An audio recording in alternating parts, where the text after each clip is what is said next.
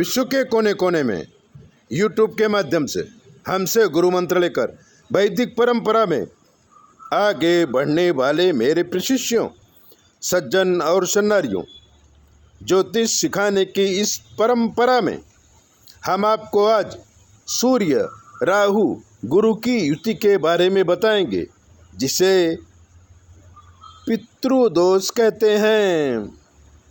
जगदीश पहलवान को ये योग था। जगदीश पहलवान पुलिस में जाना चाहता था। माँ बाप का अकेला बेटा था। वो पुलिस में जाने के लिए सुबह सुबह अखाड़ा में जाया करता था। जगदीश पहलवान 15 साल का हुआ तो उसके पिताजी की एक्सीडेंटली मृत्यु हो गई। अब जगदीश पहलवान अकेला हो गया। उसके पिताजी एक सेठ के यहाँ नौकरी करते थे, तो सेठ ने दया खाकर जगदीश पहलवान को अपने यहाँ नौकर रख लिया। पिताजी जो काम करते थे वही काम जगदीश पहलवान करने लगा। पुलिस में जाने का सपना उसका सपना ही रह गया। घर चलने लगा। अब जगदीश पहलवान के मामा ने उसकी शादी करवा दी। शादी होते ही जगदीश पहलवान खुश हो गया और अच्छी तरह से गृहस्थी चलने लगी। 4 बेटे हुए जगदीश पहलवान को। सबसे बड़ा बेटा, दूसरे नंबर का बेटा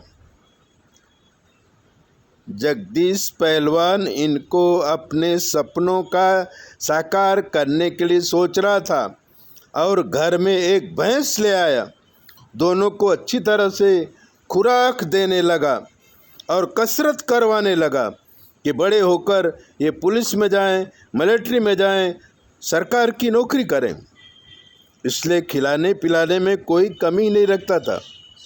पढ़ाई पढ़ने के लिए बड़े बेटे को शहर में भेजा, लेकिन बड़ा बेटा शहर में गया और कुसंग बस उसको गलत आदतें पड़ गईं। उसको क्षय रोग हो गया, बीमार रहने लगा। बहुत दवा किया लेकिन नहीं बचा।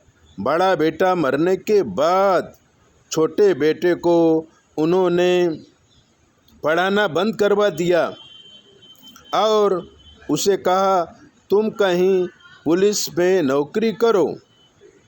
पुलिस की कई भर्तियों में छोटा बेटा गया लेकिन भर्ती नहीं हुआ। एक दिन सुबह सुबह वो अखाड़े में जाने के लिए तैयार हुआ। दौड़ने लगा तो ऊपर से बिजली का तार गिरा और उसको करंट लगते ही छोटा बेटा भी मर गया। अब 2 बेटे मर गए, बचे 2 बेटा। इसके टेंशन में पिताजी को अटैक आया और पिताजी भी मर गए। बचे 2 बेटे। उसमें से तीसरे नंबर का बेटा बाप की जगह नौकरी करने लगा, लेकिन घर का पूरा नहीं होता था। छोटा भाई ड्राइवर बन गया। उसकी भी दोनों की शादी हो गई। दोनों अपना अलग अलग घर बना लिए और माँ बेचारी रोती रहती है। इसको बोलते हैं पितृदोष। जो सब कुछ होते हुए भी सब कुछ नष्ट हो गया। ऐसे ही दिव्य बातें जानने के लिए चैनल को सब्सक्राइबर करो, लाइक करो, और अगर आपके मन में कोई तकलीफ़ है तो हमसे पूछो। 9825200108 पर फ़ोन करेंगे तो हम बताएंगे आपके ग्रह दशा कैसी है, आपको क्या करना चाहिए, नौकरी करना चाहिए या व्यापार करना चाहिए। लेकिन हमें सुनाई नहीं देता, इसलिए जवाब हमारी बेटी देगी।